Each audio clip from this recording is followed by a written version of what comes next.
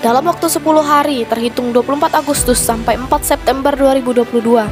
Di Treskrimsus Polda Aceh beserta jajaran berhasil mengungkap 17 kasus penyalahgunaan bahan bakar minyak subsidi dengan barang bukti BBM subsidi sebanyak 7.182 liter.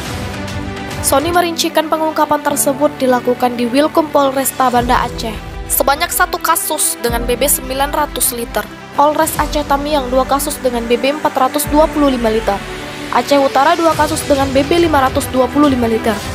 Aceh Timur 2 kasus dengan BB 276 liter. Biren 1 kasus dengan BB 1080 liter. Dan Polres Pidi 1 kasus dengan BB 155 liter. Kemudian Polres Gayo Luas 1 kasus dengan BB 230 liter. Aceh Jaya 1 kasus dengan BB 211 liter. Aceh Selatan 2 kasus dengan BB 2280 liter. Langsa 1 kasus dengan BB 390 liter. Subulus Salam 1 kasus dengan BB 120 liter. Dan Polres Nagan Raya 2 kasus dengan BB 590 liter. Selain itu dari 17 kasus tersebut, 23 pelaku berhasil diamankan dan sedang menjalani proses hukum sesuai lokus delikti masing-masing.